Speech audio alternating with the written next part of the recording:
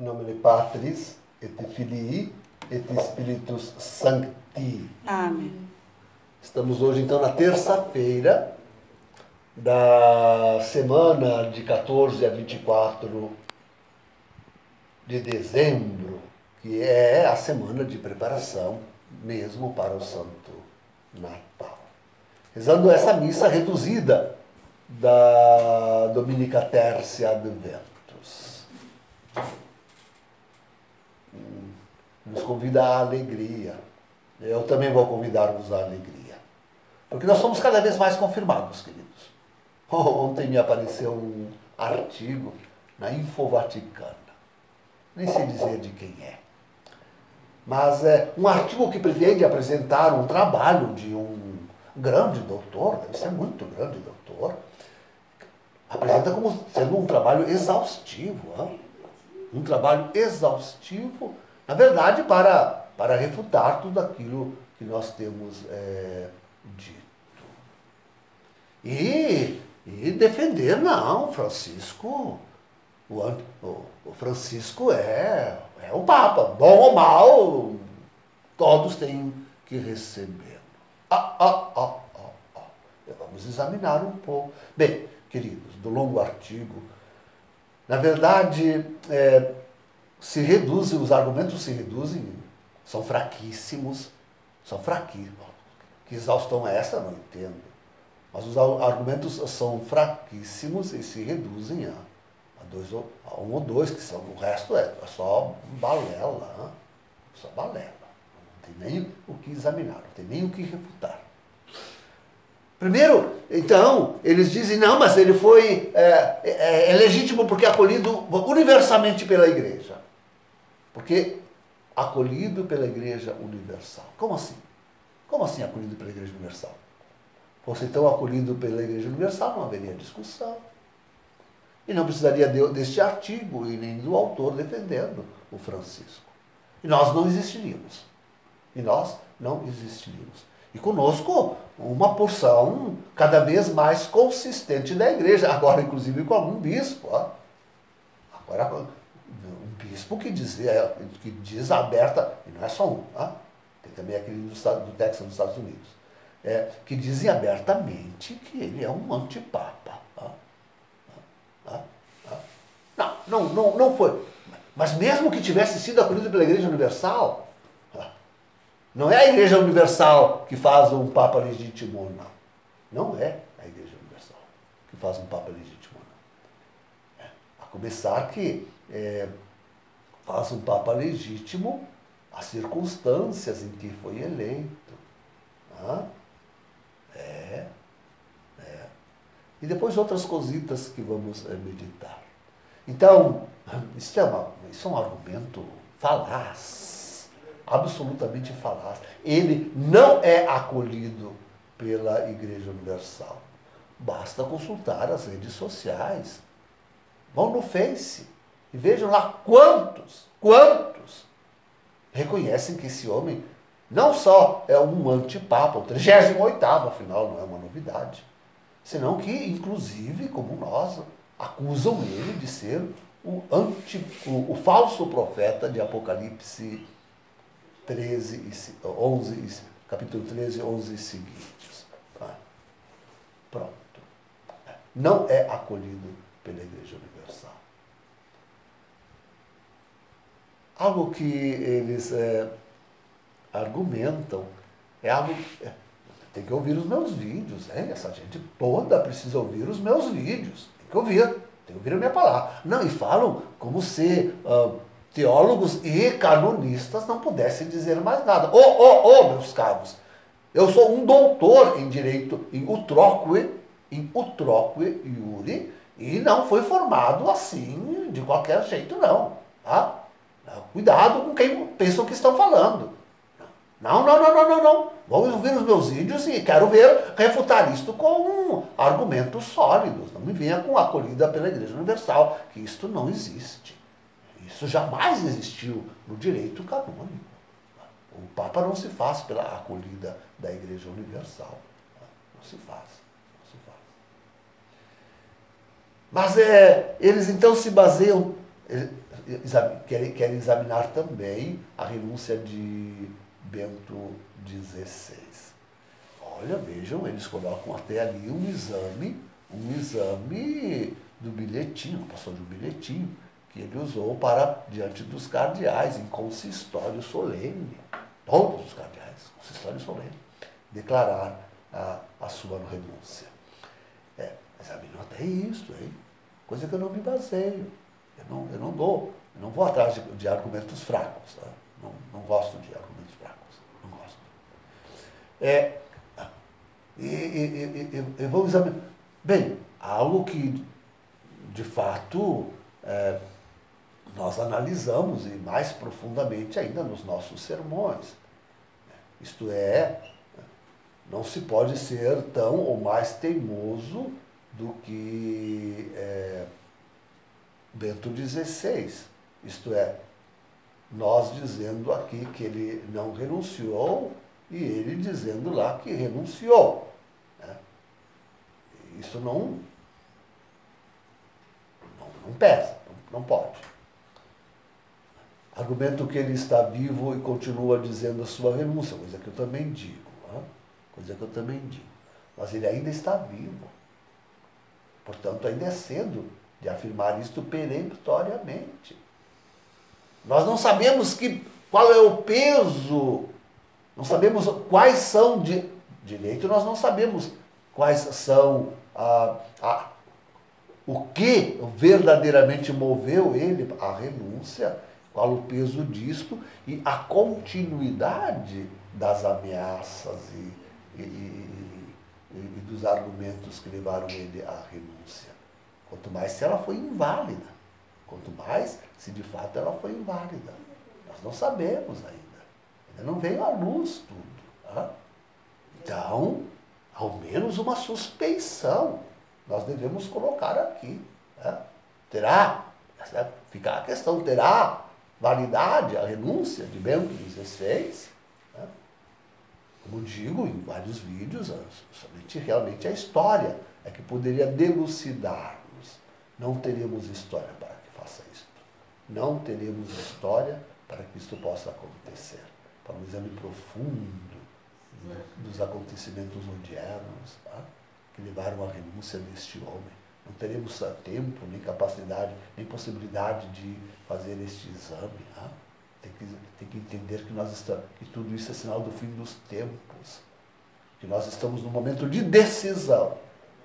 Ou com Cristo ou contra Ele. Ou com a Igreja Católica ou contra ela. E está contra ela quem fica aí, defendendo Francisco, seu antipontificado e... Bem, então, gente, isso não é brincadeira examinar a renúncia de Bento XVI. Estão levando isso muito à ligeira, muito à ligeira. Ele ainda está vivo. Ele ainda poderia dizer uma outra palavra que derrogasse todas aquelas pronunciadas até hoje. Sabe-se lá a força de quê? De quem? Sabe-se lá a força de quê e de quem? Se elas não perduram até hoje. Se não há continuidade nisso. E não só em relação à sua vida, afinal, estamos aí para o martírio, mas em relação à destruição da igreja. Embora eu argumente que isto não isenta Bento XVI. E não isenta Bento XVI porque ele teria feito a renúncia para que a igreja não fosse destruída, sei lá, porque escândalo e porque não sei o quê, enquanto que ele deixa este antipapa e falso profeta destruir a igreja. Não pode. Bento XVI não pode fazer isso. Pese sobre a sua consciência este pecado gravíssimo. Gravíssimo. Em Bento XVI, tenho te chamado a atenção para isto. Eu tenho te chamado a atenção para isto. É destruição por destruição. Não se troca, não há troca aqui. Porque nós, a verdadeira igreja que subsistimos teimosamente na fé e na verdadeira religião, sofremos, nós estamos sofrendo. Somos, como eles mesmos nos tragam neste artigo, somos os retrógrados. Somos os aqueles que, não, pelo dizer até, não entendemos nada de direito nem de teologia. Que é isto? Ei, meu amigo, que é isto? Mas calma aí, mas calma aí. Não sabes com quem estás falando? Mas, segue o autor depois, dizendo que não bastam as suspeitas em relação à quadrilha, à máfia de São Galen. Reconhece que houve a publicação por escrito.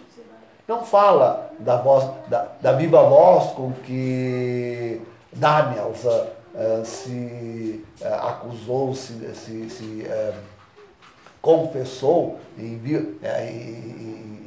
na mídia.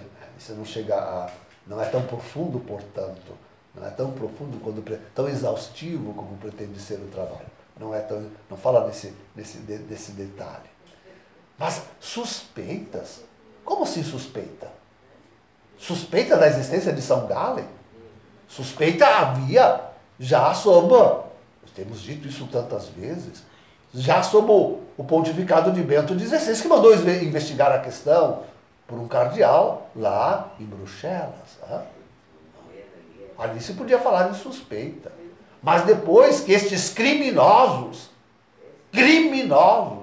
Daniels, Holmes e Companhia Limitada, vieram à luz para confessar a 2 jornalistas e em mídia a existência de São Galen, não há mais suspeitas. Isso não é mais suspeita. Isto é prova. Prova cabal. Confissão. E daí?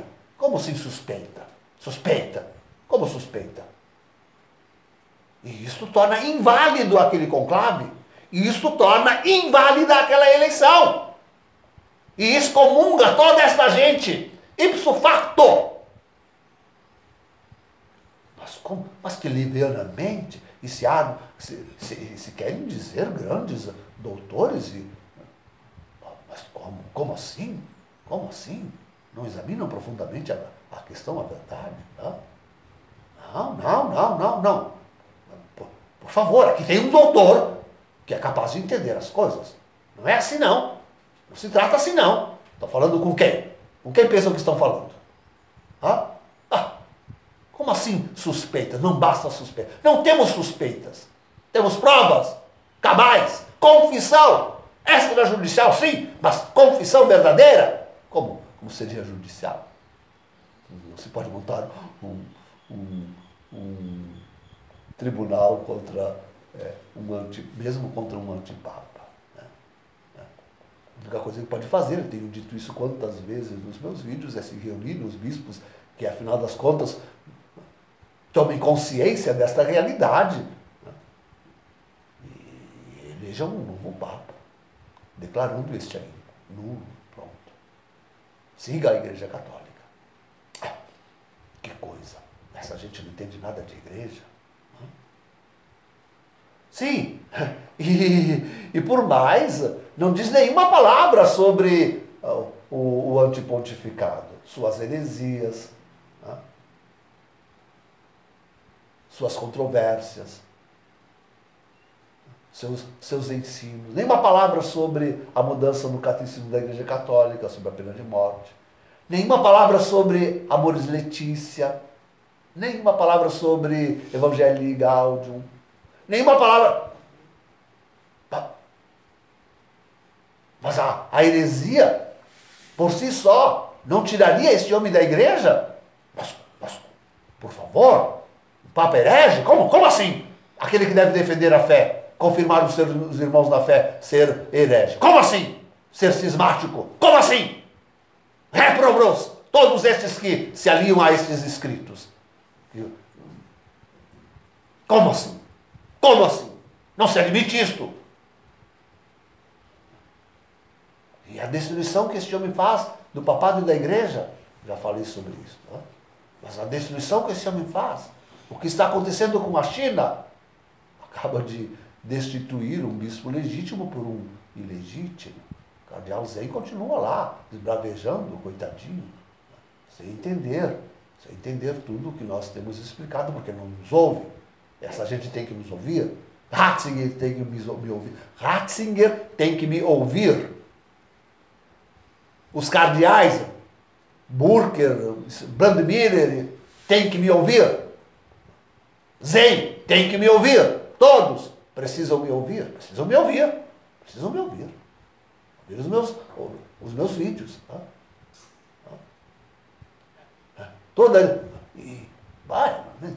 Tudo que esse homem faz.